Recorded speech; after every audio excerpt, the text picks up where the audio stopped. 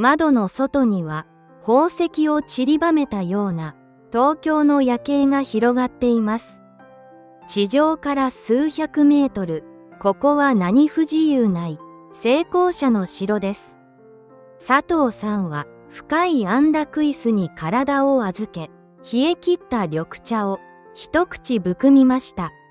高級な茶葉のはずなのに、今はただ苦い水のように感じられます。部屋を照らすのは最新の LED 照明、影さえも許さない完璧な明るさ、それがかえって佐藤さんの孤独を際立たせていました。ふと昔を思い出します。茶の間で揺れていた裸電球のオレンジ色の光。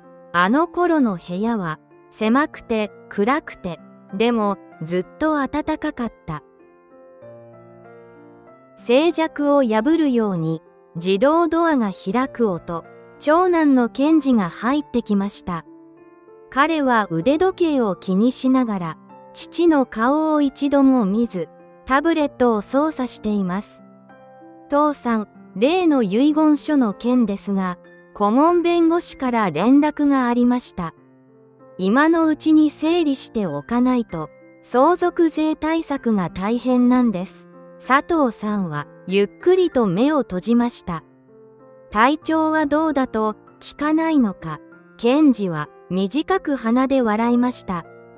最高の医療チームをつけてるんでしょ。それより明日の理事会が目の前にいるのは自分が手塩にかけて育てた愛する息子ではありません。自分の資産という獲物を待つ飢えたハイエナのようです。豊かさと引き換えに私たちは何を失ったのか。佐藤さんの剣がかすかに震えていました。息子が去った後、佐藤さんは車椅子を動かし、壁にかけられた一枚の古い写真を眺めます。それは1970年代、まだ何者でもなかった頃、泥だらけの作業服を着て、仲間と笑い合う自分の姿。背景には、ひしめき合う木造家屋、路地裏では誰かの家から夕飯の支度の匂いが漂い、近所のおばさんがおかえりと声をかける。お金はなかったけれど、そこには確かな居場所がありました。今の時代、ボタン一つで何でも手に入ります。でも、隣に住んでいる人の名前さえ知りません。便利になればなるほど、心は痩せ細り、寂しさは深まるばかり。佐藤さんは最新式の加湿器から出る冷たい霧を見つめました。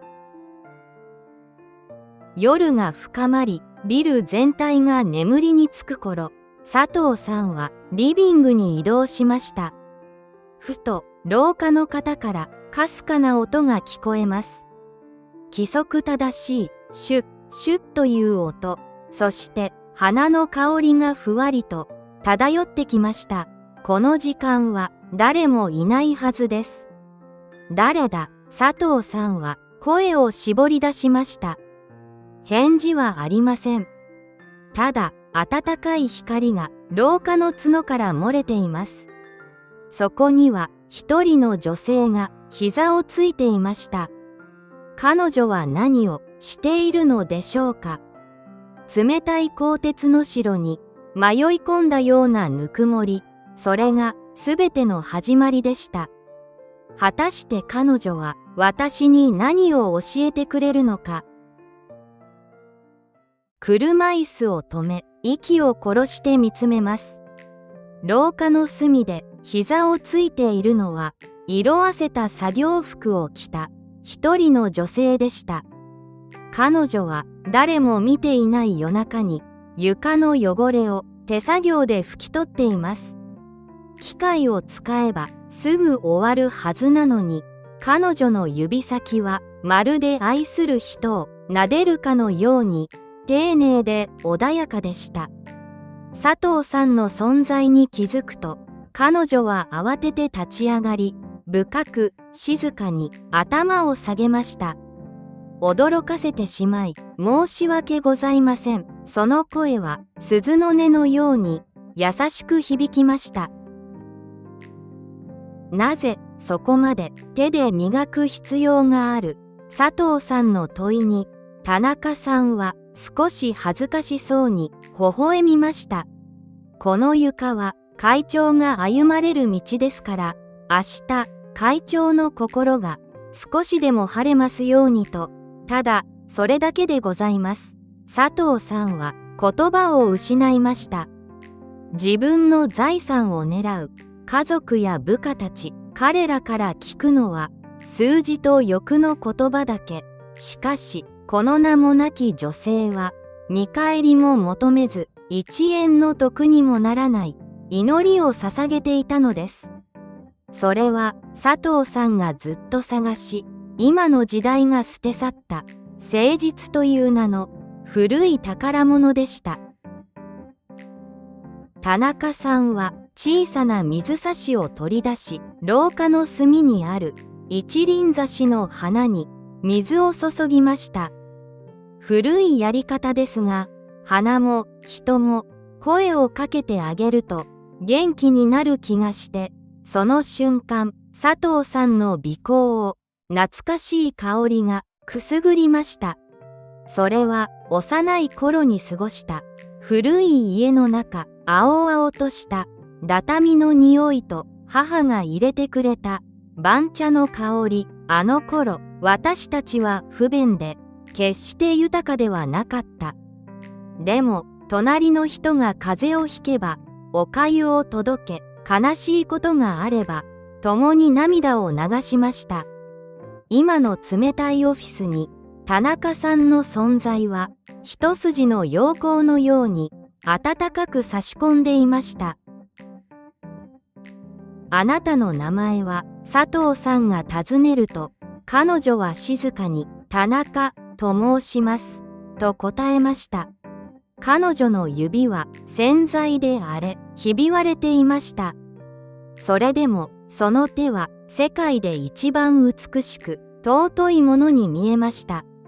佐藤さんは自分の寝室に戻り、金庫を開けました。そこには傲慢な子供たちに分け与えるはずだった莫大な遺産が眠っています。彼らにはこの金の価値は分かっても、心の価値は分かるまい。佐藤さんはペンを手に取り、新しい紙を広げました。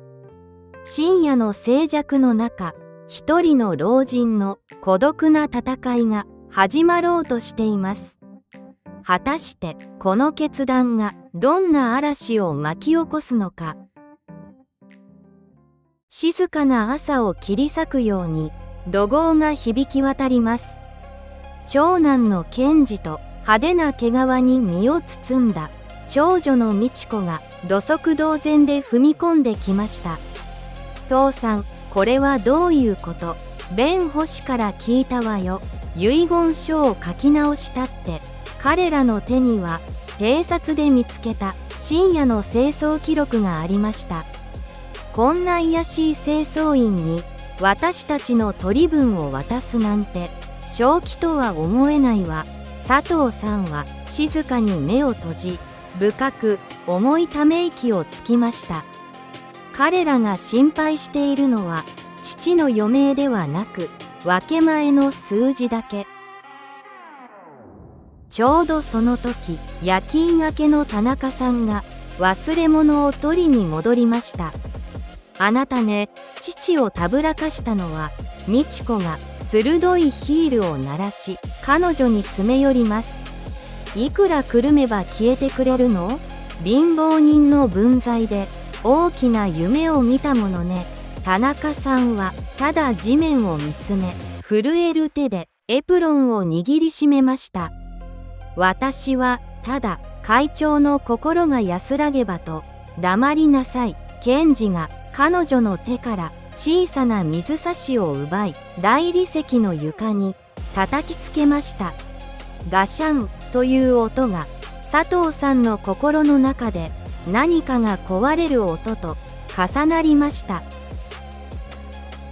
そこまでにしなさい。地響きのような声が部屋を支配しました。車椅子の佐藤さんが震えながらも自らの力で立ち上がろうとしています。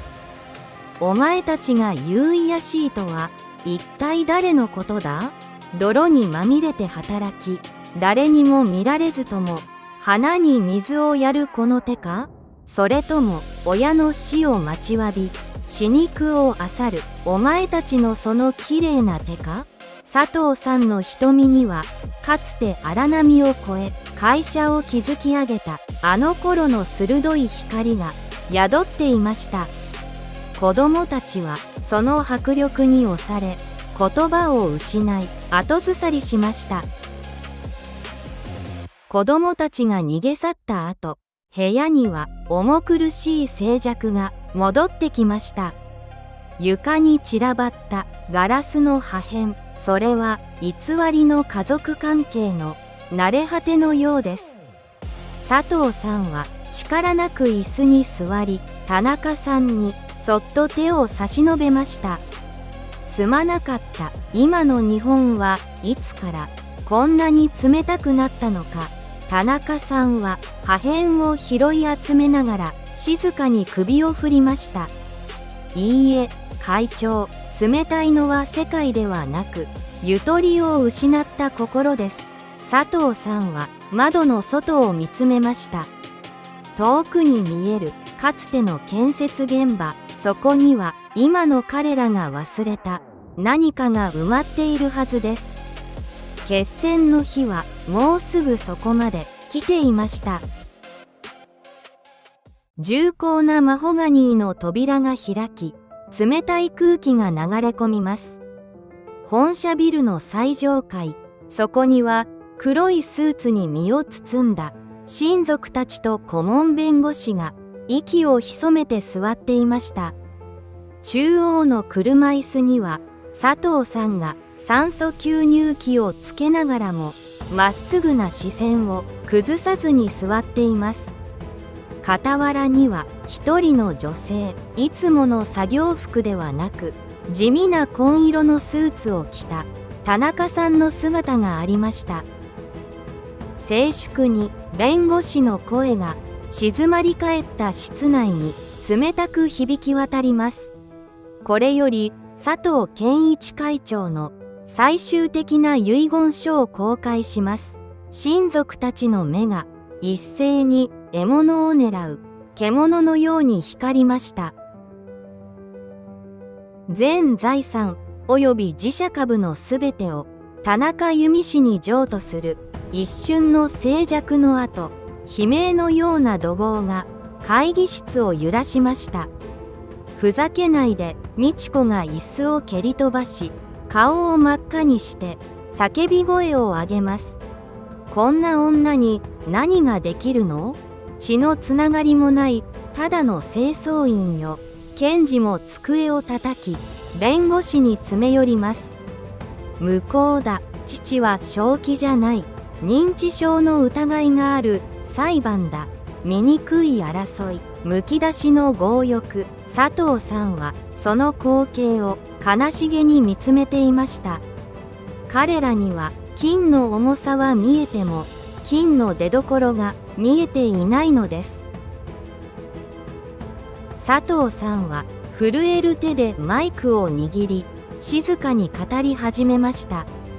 お前たちはこのビルがどうやって建っているか知っているか？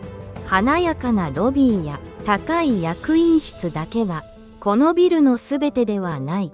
深夜誰も見ていないところで汗を流し床を磨き一本のネジを締めるものの誠実さの上にこの街はある。田中さんは私が一番孤独だった時何も求めずただ祈ってくれた。私が忘れていた昭和のあの泥臭いぬくもりを彼女だけが持っていたのだ。遺産とは金を渡すことではない。心のバトンを渡すことだ。田中さんは戸惑いながらも佐藤さんの目を見て深くお辞儀をしました。会長、私は、ただ、佐藤さんは力強く首を振りました。君なら、この金を正しく使ってくれると信じている。孤独な老人や未来を夢見る若者のために、親族たちは追い出されるように部屋を去っていきました。彼らが失ったのは金だけではありません。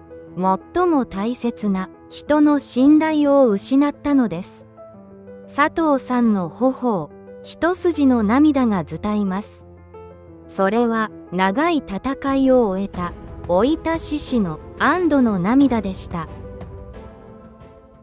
騒がしい嵐が去り、病室には柔らかな午後の光が差し込んでいました。佐藤さんの顔はかつてないほど穏やかで安らかでした。枕元には田中さんが生けた季節の野花が静かに揺れています。田中さん、ありがとう。やっと母の待つあの懐かしい空へ帰れそうな気がする。その言葉を最後に、老いた志士は静かに目を閉じました。モニターの音だけが響く白い部屋の中で、田中さんはその冷たくなった手をいつまでも温め続けていました。数ヶ月後、冷たかったビルに小さな変化が起き始めました。ロビーの隅には誰もが座れる小さな畳のスペースと温かいお茶が用意されています。掃除の手を抜かない。でも人の心も磨くことを忘れない田中さんは莫大な遺産を自分のためには1円も使いませんでした。代わりに身寄りのない老人たちが共に食卓を囲める昭和の長屋のような施設を作ったのです。かつて佐藤さんが愛したあの路地裏のぬくもりが現代のビルの隙間で再び息を吹き返しました。田中さんは佐藤さんの遺品の中から一通の手紙を見つけました。そこには震える文字でこう書かれていました。私たちが懐かしむのは過去そのものではない。誰かのために一生懸命になれた自分自身の純粋さだ。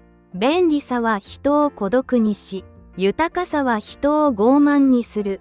どうか忘れないでほしい。暗闇で靴を磨くその手の尊さを。田中さんはその手紙を胸に抱き、屋上から見える夕焼けを見つめました。あの日の佐藤さんの瞳のような優しくて力強い茜色でした。今の時代を生きる皆さんの心にも昔の暮らしへの憧憬があるかもしれません。それは古臭い解雇趣味ではなく、心がぬくもりを求めている証拠です。失われたものは取り戻せます。隣の人に挨拶をすること、見返りを求めず花に水をやること、そんな小さな誠実の積み重ねがあなたの人生を本当の豊かさへと導いてくれるはずです。今夜あなたの心にも温かい日が灯りますように。